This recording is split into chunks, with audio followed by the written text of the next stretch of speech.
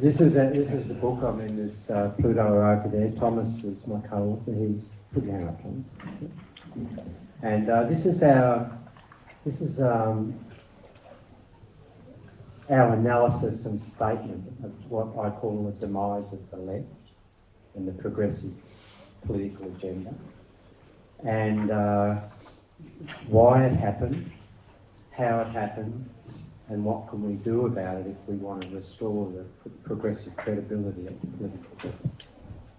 So we'll just go through some of the sort of historical stuff, the conceptual stuff, and then talk a bit more about what we can do about it. So you only have to look at yesterday's German election results to know that the traditional left party... Yes? You only have to look at the traditional... Yeah, got it closer. The German election results to realise that the traditional social democratic left is in trouble. And we've had, it's not just a one-off, we've had a whole sequence of them. We had the PVDA in the Netherlands, the French socialists, the Democrats in the US, the failure of Renzi's referendum in Italy, which was a neoliberal construct, Trump's election in the US. There's a whole series of, and while they're all quite different types of events, they're linked by one thing. There's a major reaction against the neoliberal consensus, which has been running for maybe three or slightly more decades. And what I think people are starting to realise, with a sense of powerlessness, though, to be fair, is that we've had this what I call scorched earth neoliberalism. And people are starting to realise that it hasn't worked for them despite all the promises. And it's starting in certain countries to penetrate the middle class. And once things start to penetrate the middle class, then there's voice, the potential for an effective voice. The working class, the lower income groups have a difficulty expressing dissent and voice. And they tend to take it out on themselves with all sorts of substance abuse and things like that. Now, not to say the middle class don't also, but the middle class are educated, and education is a powerful force to be able to express voice. And the GFC, I think, triggered all of this, but what's really exacerbated it and bringing it to a head is this sort of austerity obsession that has become the norm in advanced countries. And you only have to read the UNCTAD report that came out, the Trade and Development report last week, and it's just this is a UN body. They just document a shocking story in our advanced world. And what's also apparent, and I think people are starting to realise, is that the elites were really interrupted by the GFC, because prior to that they had an untrammelled run at deregulation, privatisation, income support, hacking into income support systems, and all the rest of the things that define the advanced world. And of course the GFC interrupted that because governments became very pragmatic, and in becoming very pragmatic they did exactly what the neoliberal consensus had said you shouldn't do, and that's bring out the big fiscal policy gun, that is taxes and spending, and which in most countries saved those countries from meltdown. And in Australia, for example, we had a very quick and extremely large fiscal stimulus, and Australia didn't have a recession. And what it demonstrated was that all of the discussions in the past about how only monetary policy, adjusting interest rates, could be the counter-stabilisation tool to adjust spending up and down, that was all false. I mean, the central banks have been trying their hardest for 10 years to push the inflation rate up a little bit. It's not moving. And so what the GFC was very inconvenient for the neoliberal agenda, but for somehow they've been able to, they sort of went to ground and waited for it to pass, and now they've come back out of their slime holes, and they're just renewed their agenda. And the problem is that the way the right's behaved is predictable, but the response of the left to all of this has been pathetic and debilitating. And I'm talking about the organised left. It's been pathetic and debilitating. And I've already mentioned the decline in the political fortunes of our traditional social democratic parties. Now, why has that occurred?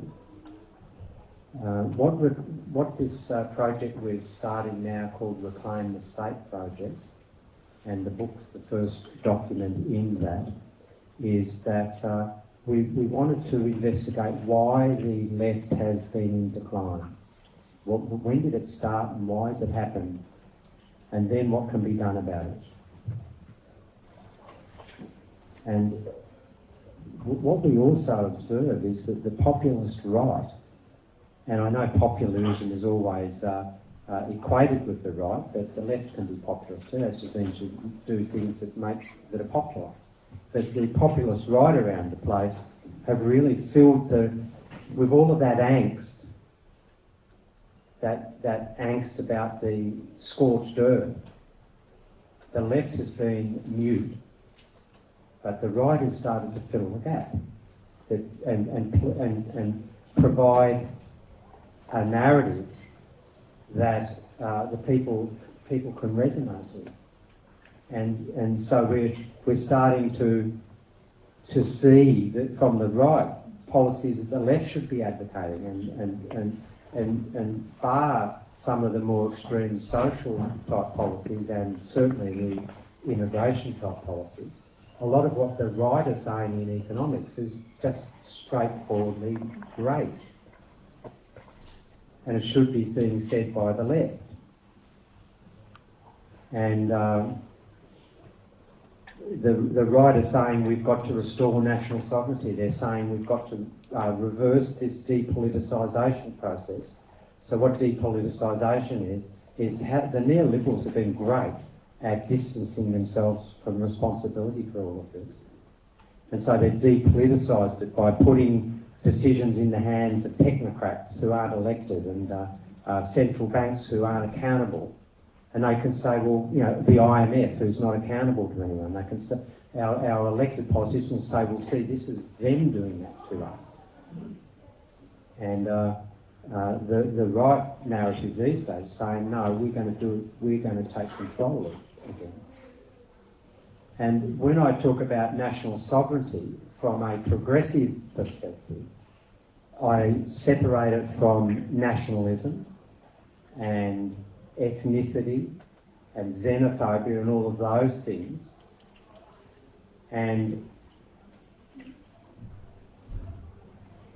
what it means is that we want to go back to the situation where there's explicit democratic accountability, and we restore the capacity of the state to advance what I call public purpose, rather than advance the interests of capital.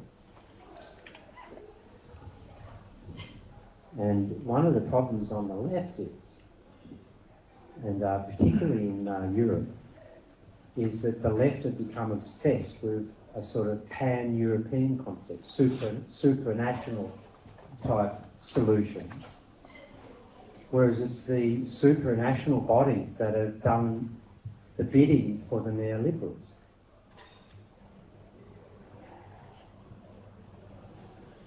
Now, when Thomas and I started thinking about this book a couple of years ago, my initial input was that we wanted to be able to trace and work out the turning point where social democratic parties abandoned that agenda and became neoliberal. And it's relatively easy to work out. The first part of the story starts in the 60s, where there was what I call a conflation between globalisation, which was the increased international supply chain type linkages, multinational firms and things like that, and global financial flows increasing. There's a conflation between that on the left and what I call neoliberalism. And there started to be a view that, the nation state is becoming increasingly powerless because of this globalisation. And that almost became a passive mantra, that we can't do anything about it, this is beyond our control. But what that conflation didn't understand that they're quite separate developments. And you can have globalisation without any neoliberalism, where the nation state is still powerful, because, as I'll say in a few slides, neoliberalism hasn't worked beyond the state, it's co-opted the state. The state hasn't gone away, as the left seem to believe. The state is a tool for neoliberalism. And then you think about, what was going on in the academy, where I have lived all my life, and what came at the end of the 60s, and especially around the OPEC oil crisis in 1973, the first of the two crises, was that monetarism started to infiltrate and start to dominate the academy. The oil crisis was a problem for the traditional Keynesian consensus, because up until then, the standard Keynesian line was inflation was just a demand-side phenomenon. So it was too much spending. Running up against physical production barriers would cause inflation. But of course, the oil crisis was a supply-side cost shock, which sparked off a wage-price battle between firms and unions, which then manifested into an open inflation.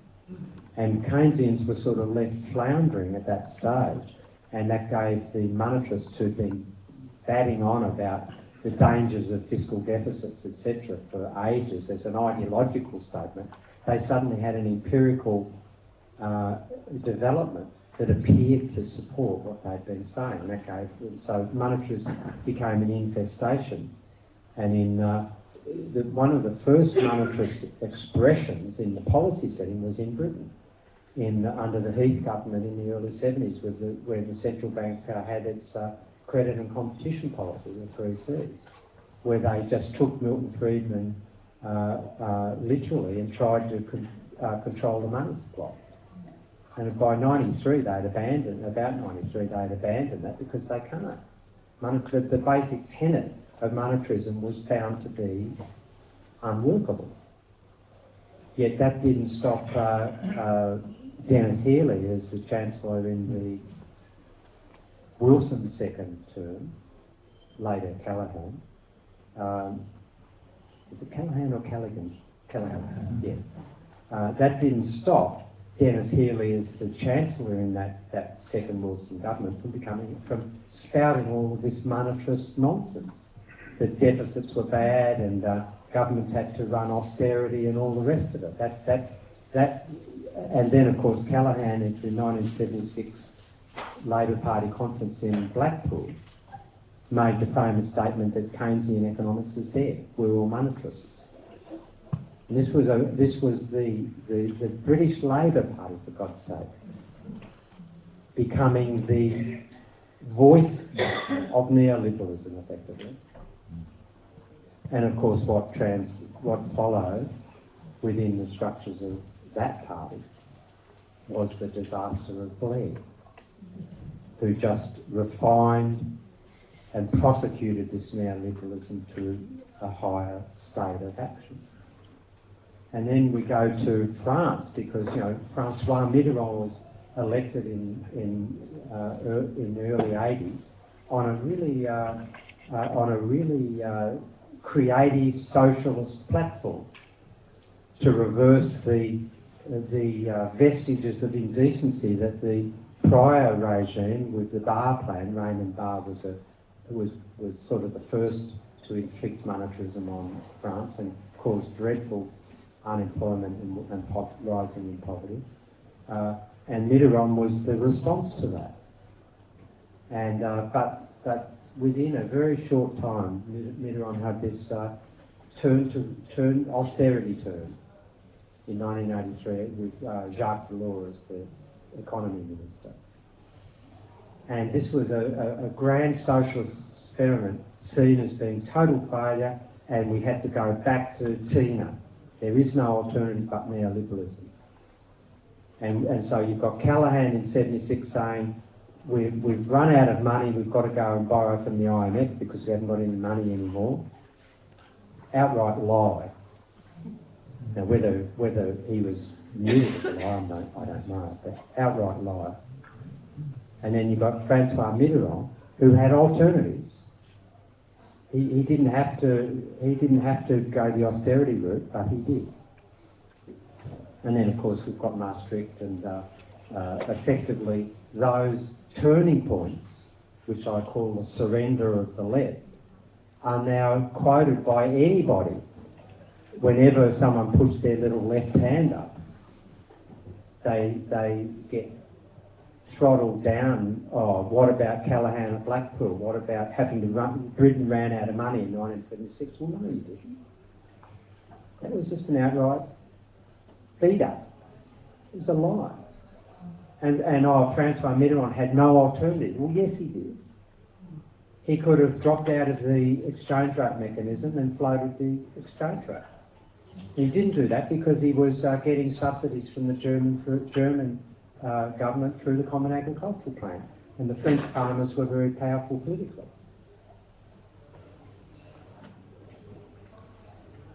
Okay, the other thing that the left keeps saying, which bugs me, is that neoliberalism is a retreat of the state. It's a hollowing out of the state. That the state has been overpowered by the market. But what Thomas and I show, and I think in fair amount of detail, is that all that's happened is the state has been reconfigured. And it's been reconfigured away from pursuing policies that broadly advance well-being of everybody. In other words, in the post-Second World War period, up until the beginnings of neoliberalism, various times in various countries it began, the state was the mediator between capital and labour. It mediated that tension and conflict. And then under neoliberalism, the state was reconfigured to become an agent of capital. It hasn't gone away. As I say here, the major changes that we would call the neoliberal changes have been state-driven. The neoliberals knew that they don't make the legislative changes, the politicians live in them. And the neoliberals knew that if they wanted to prosecute their agenda, they had to work through the state. So the nation state never went away. And the left has failed to understand that. It raves on about, the state's powerless now. Well, the right doesn't. The right knows damn well that the state's not powerless. And all the lobbying and political donations are evidence that the right know that they've got to co-opt the politicians to get their agenda run. And we have a discussion in the book about how the left sort of disappears into itself with all of this postmodernist identity politics. And so marginality is no longer defined in terms of where you sit in the class struggle with capital as a worker. It's now defined in terms of what your gender is or what your sexual preferences are and things like that. Now, I'm not wanting to downplay the importance of discussions about, homophobia and racism and all of those things, but they should never usurp an understanding that underneath all of this is a class conflict. And there's a battle over national income distribution. And that the state should be a mediator to make sure workers get a fair deal. And then, of course, if workers do get a fair deal, a lot of the other stuff, the identity issues, they, in my view, become reduced. A lot of that is just the angst of being denied employment and denied a satisfactory income. So you turn on some scapegoat. Okay, so this is what in the second part of the book, I called it the manifesto, which was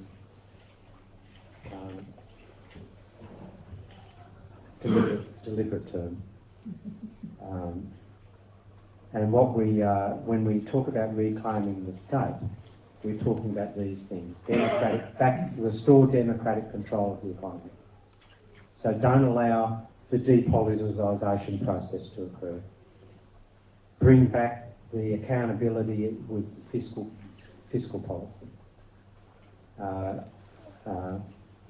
Force governments to honour their signatures to the international covenants in the post-war period relating to full employment.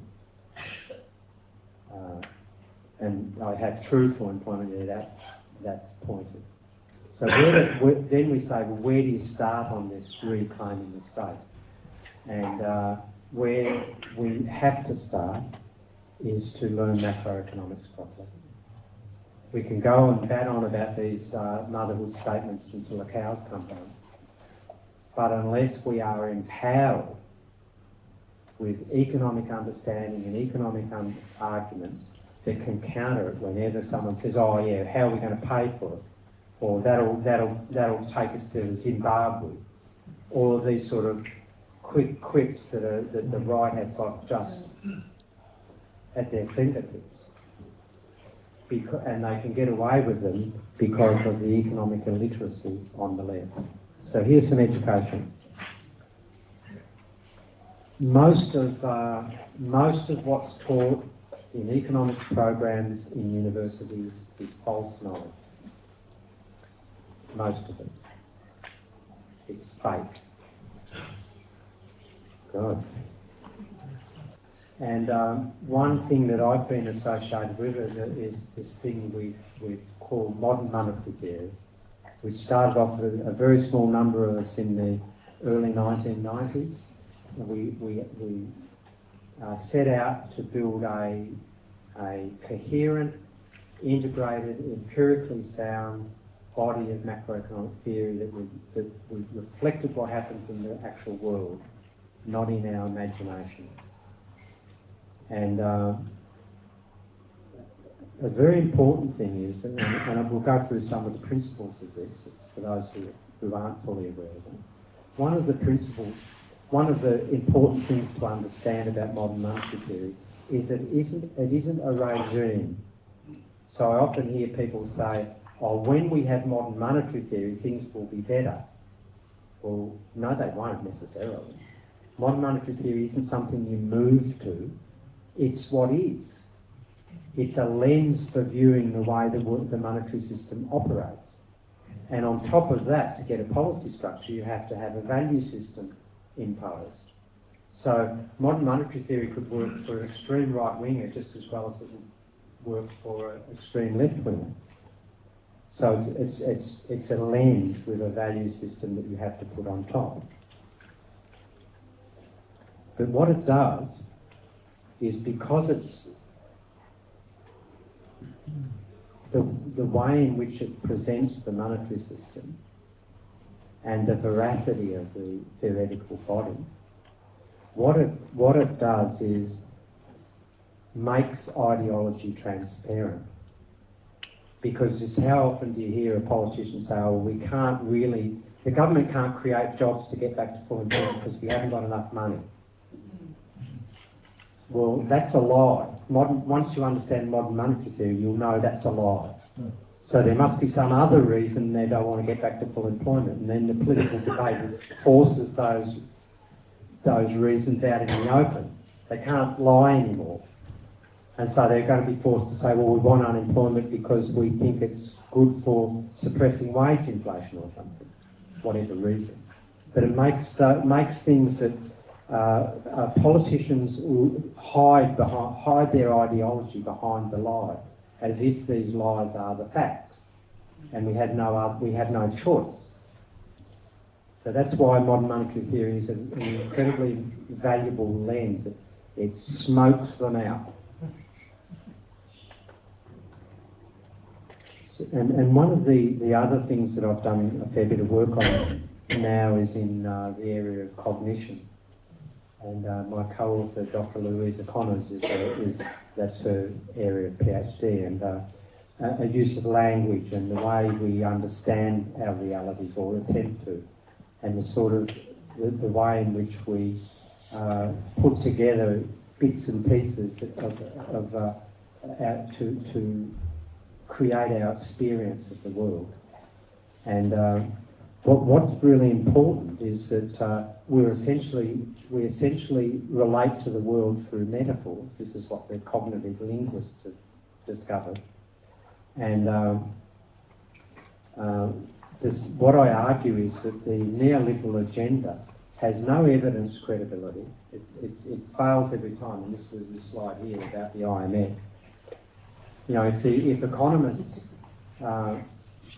if engineers, you know, civil engineers building bridges had the same professional performance as my profession, well then they'd go to jail.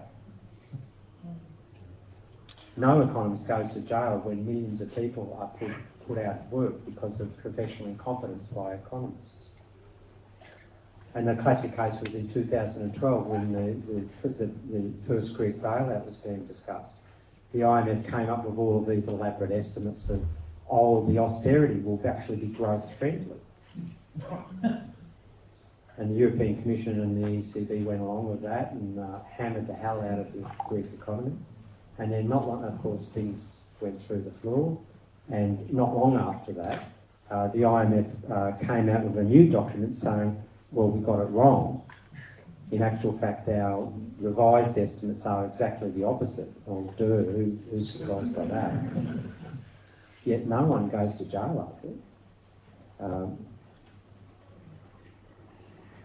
And so the question is, when you've got such a poor record of forecasting and prediction and analysis, how do they stay dominant? They do it through language and framing, because they are experts at appealing to the way in which we learn and understand. So, and before I get to a couple of those examples, a lot of the progressives get locked into the same metaphorical frames. And when I've confronted politicians at senior, federal or national level, I said, well, why the hell do you say that? They say, oh, it's real politics, we're playing real politics here. You're an academic, you don't understand this. So, when they come out and say, oh, we need fiscal rules to stop deficits getting too big, that's just playing into the neoliberal frame. They should never say that. They're just reinforcing what they are seeking to oppose. So here's some examples. I don't know whether you can see that. I'm not going to go through all of them, but these are the ways in which the metaphors are used to reinforce what is a failed paradigm. So things, I don't know, some of these, I was in America the other day and some of them resonate. The nation has maxed out its credit card. Is that one that's used over here? And I've read that in The Guardian even, which is an atrocious newspaper.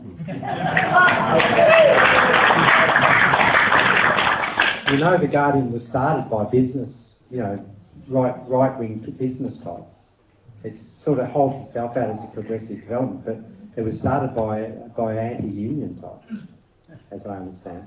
So, nation has maxed out its credit card. What they're doing there by saying that is relating what they purport to be the finances of the nation state, relating that down to the experiential level of the individual, the person in the household. Because we do max out our credit cards sometimes. And we know what that means. We've got to have some personal austerity to bring it back in, otherwise we pay incredibly high interest rates to the greedy banks.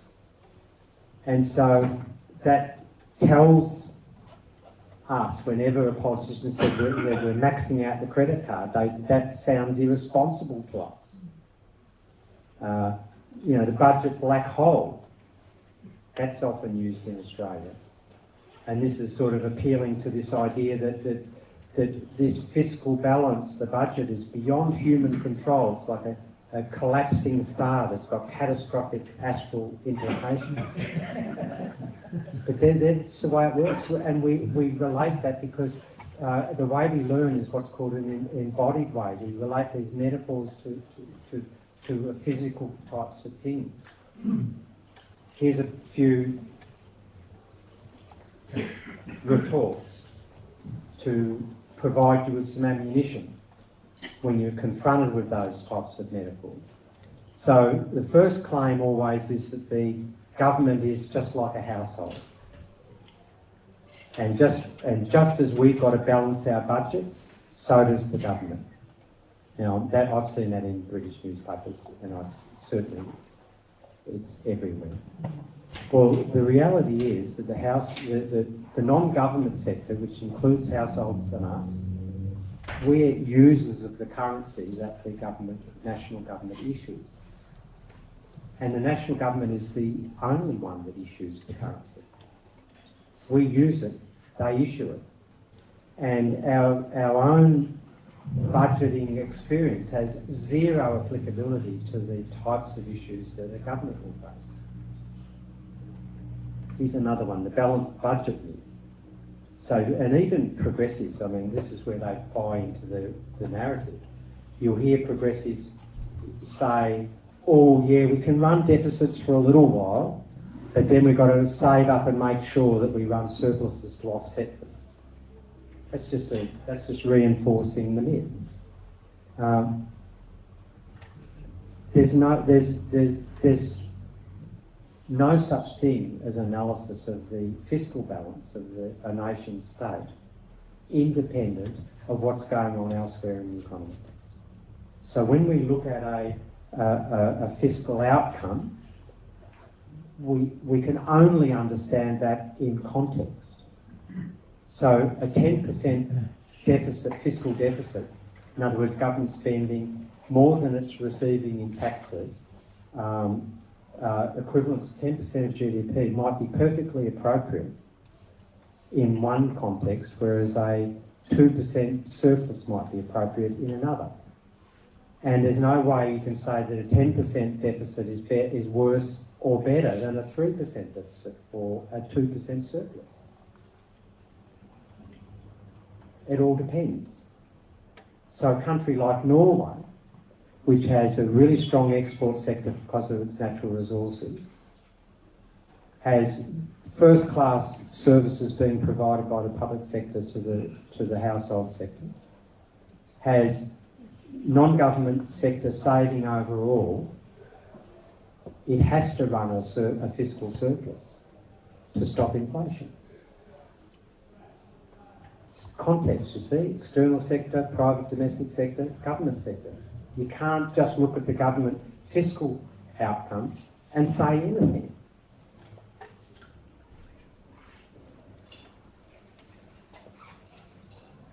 And what we also know is that whenever the government runs a fiscal surplus, dollar for dollar, pound for pound, the non-government sector is running a fiscal a deficit. It's not an opinion, that's an accounting statement. And so whenever the government starts to run a surplus, then what it's effectively doing is undermining the capacity of the non-government sector to save overall. In other words, it's undermining non-government sector wealth.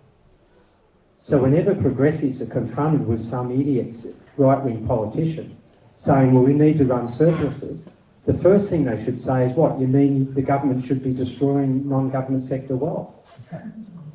That's a totally different construction, isn't it? Because wealth's good, and I don't want the government to be stealing my wealth. I want them to be helping me to accumulate wealth. Okay, surpluses are saving myth.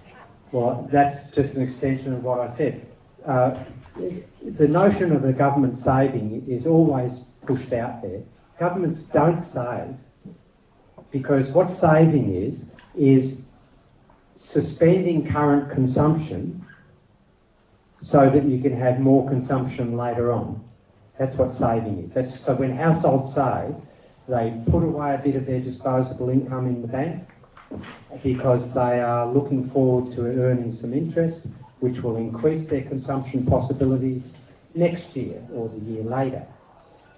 But if the government is a currency issuer, it can spend whatever on whatever is for sale in its own currency.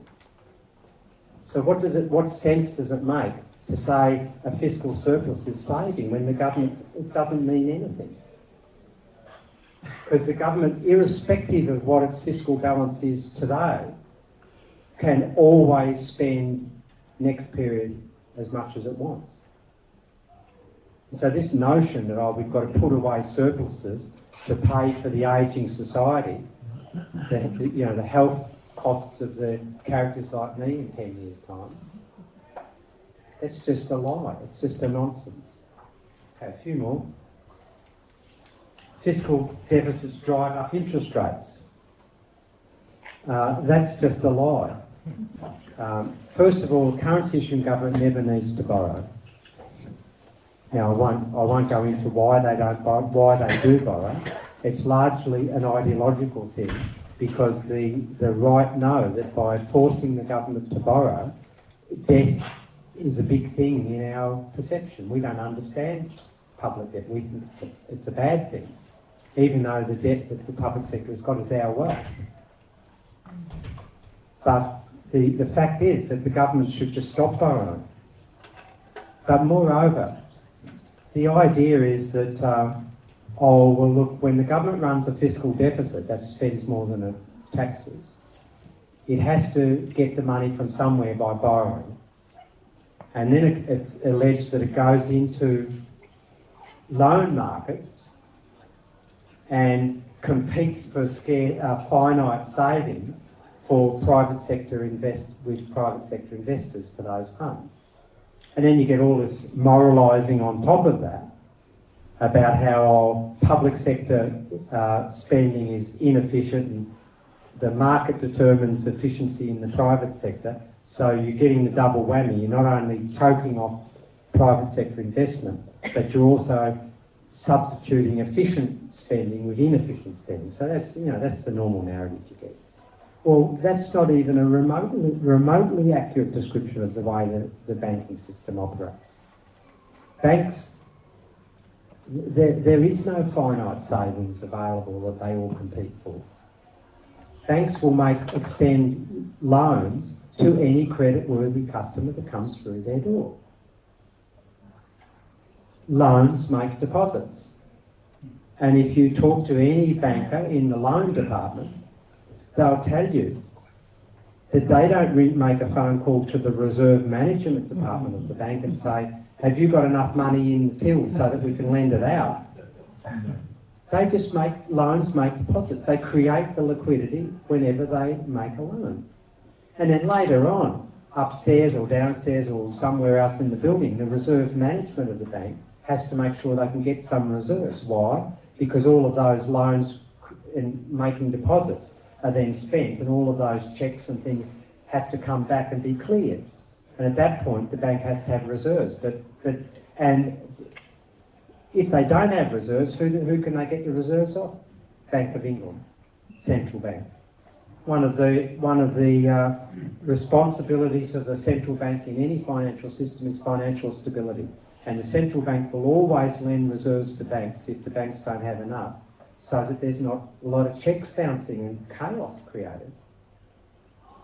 And the other point is that spending brings forth its own saving. And so what I mean by that is that when governments run deficits, they stimulate income growth and household disposable income increases. And not only can households consume more, but they can save more. So there's no static pool of saving that they all have a mud fight over it, and the government rules and the private sector doesn't. It just doesn't work like that. It's a myth. Deficits are inflationary.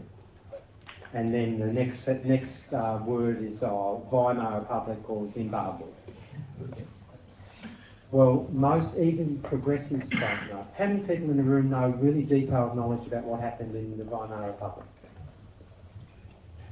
Not many. It's okay. We're not having an embarrassment session here. How many people know exactly what happened in Zimbabwe? A few people, but not many. And so you're not equipped, in other words, to counter the nonsense that if governments run deficit, ultimately you'll end up like Zimbabwe. Well, what happened in Zimbabwe is very clear. Mugabe, for good intent, I think, wanted to reward his freedom fighters who liberated Zimbabwe from Rhodesia, from the Brits. And the way he did it was really ridiculous, because the Zimbabwean agricultural industry was incredibly efficient. And what he did was he took the farms off the white farmers and gave them to the freedom fighters who had no knowledge of farming at all. And within a really short time, 60% of agricultural production collapsed. Well, any spending, when you've got 60% of your supply side collapsing, is going to be inflationary. It tells you nothing about the normal conduct of deficits. And I could tell you a similar story about Weimar.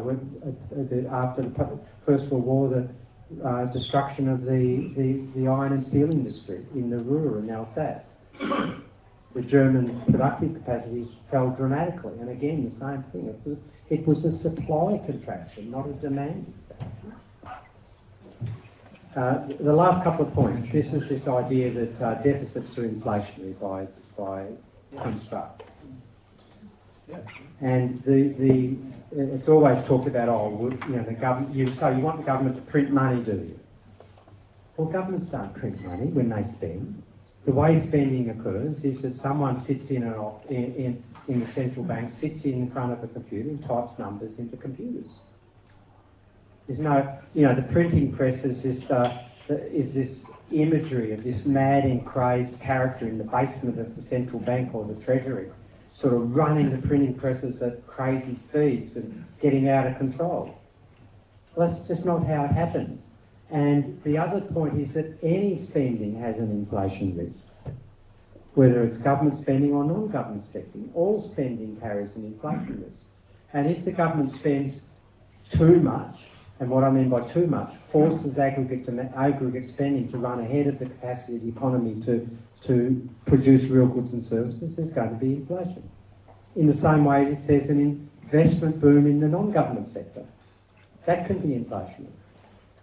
But it tells you nothing about the inevitability of deficits and inflation. Government will run out of fiscal space. This is another one. I mean, the left have become obsessed with fancy talk about financial ratios, public debt ratios and all of that. The only sensible concept of how much space fiscal policy has is the availability of real goods and services that the government can buy with its currency and bring back into productive use.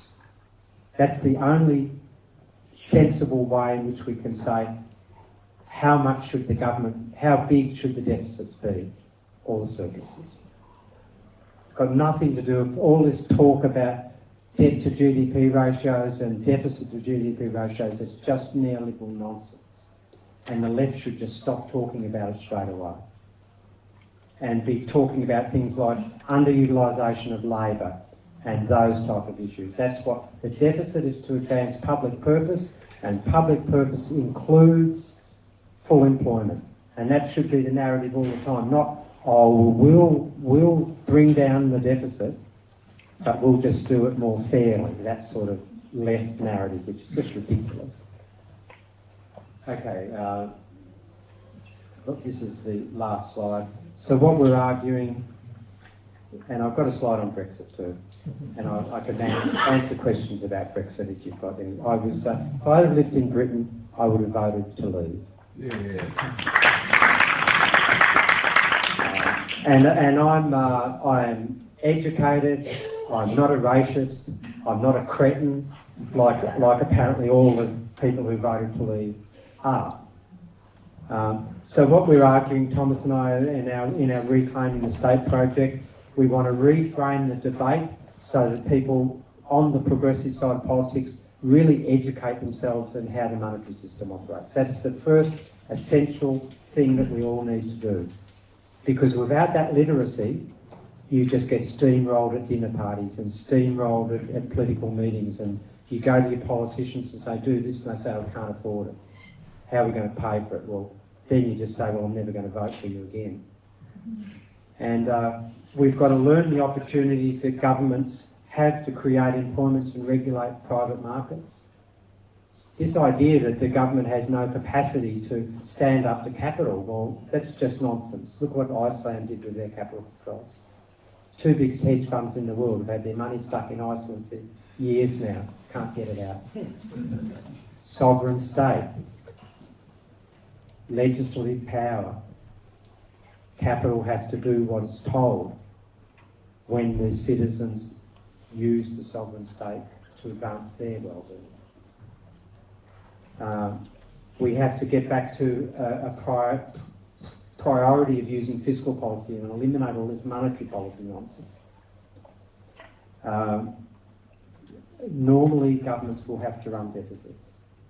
So they're not bad, they're not necessarily good, but normally they'll be the case, because normally the non-government sector will want to save overall.